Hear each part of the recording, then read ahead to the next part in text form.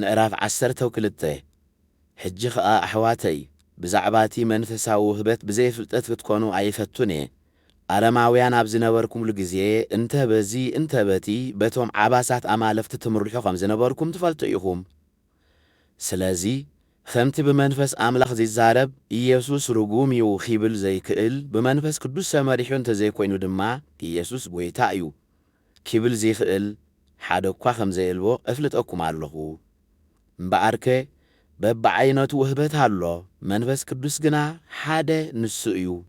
በብዓይነቱ ኣገልግሎት ኣሎ ጐይታ ግና ሓደ ንሱ እዩ በብዓይነቱ ዝኾነ ተግባራት ኣሎ እቲ ኣብ ኩላቶም ኩሉ ዝገብር ኣምላኽ ግና ሓደ ንሱ እዩ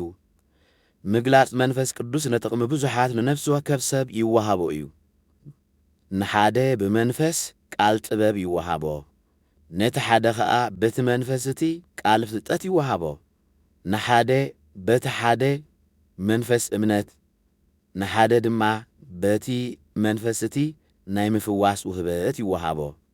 ንሓደ ተኣምራት ንምግባር ነቲ ሓደ ድማ ትንቢት ንምዝራብ ነቲ ሓደ እውን መናፍስቲ ንምልላይ ነቲ ሓደ ኸኣ በብዓይነቱ ቋንቋታት ንምዝራብ ነቲ ሓደ ድማ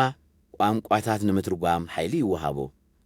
ነዚ ኩሉ ኸኣ ንሱ እቲ ሓደ መንፈስ ቅዱስ ከም ዝደለዮ ገይሩ ንነፍሲ ወከፍ ገግዲኡ እናመቐለ እዩ ዝገብሮ ከምቲ ሰብነት ሓደ ኸሎስ ብዙሕ ኣካላት ዘለዎ እቲ ኣካላት ከኣ ብዙሕ ከሎ ሓደ ሰብነት ዝኾነ ክርስቶስ ከኣ ከምኡ እዩ ከመይ ንሕና ኣይሁድ ኮንና ግሪኻውያን ባሮት ኮንና ጭዋታት ኩልና ሓደ ሰብነት ምእንቲ ክንከውን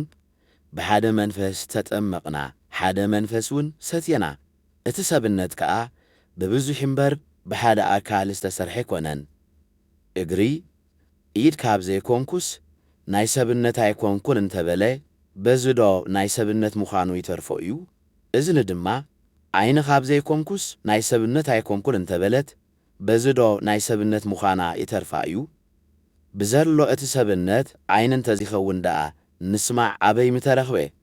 እቲ ሰብነት ኩለንትናኡ ምስማዕ እንተዚኸውን ከ ምሽታት ኣበይ ምተረኽበ ሕጂ ግና ኣምላኽ ንሱ ከም ዝደለየ ገይሩ ንነፍሲ ወከፍ ኣካላት ኣብቲ ሰብነት ሰርዖ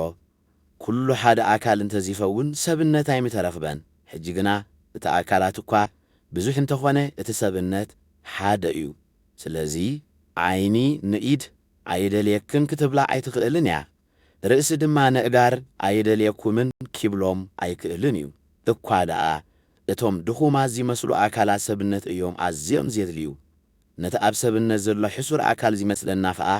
ብፍሉይ ክብሪ ንከናኾኖ ንሓፍረትና እውን ኣዝና ብኽብሩ ንኸውሎ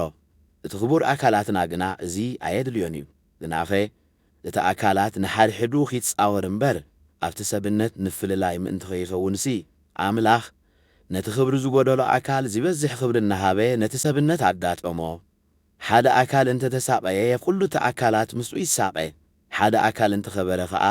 ኩሉ እቲ ኣካላት ምስኡ ይሕጐስ እምበኣርከስ ንስኻትኩም ሰብነት ክርስቶስ ኢኹም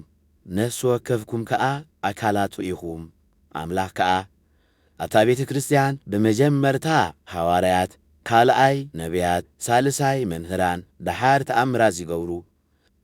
ናይ ምፍዋስ ውህበት ዘለዎም ዝሕግዙ ዘመሓደሩ በብዓይነቱ ቋንቋታት ዝዛረቡ ሰርዐ ኩላቶም ዶ ሐዋርያት እዮም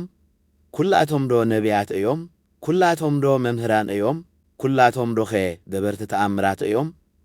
ኩላቶም ዶ ውህበት ምፍዋስ ዘለዎም እዮም ኩላቶም ዶ ቋንቋታት ይዛረቡ እዮም ኩላቶም ዶ ኸ ይትርጉሙ እዮም ነተን ዝዓበያ ውህበታት ደኣ ጸዓቱ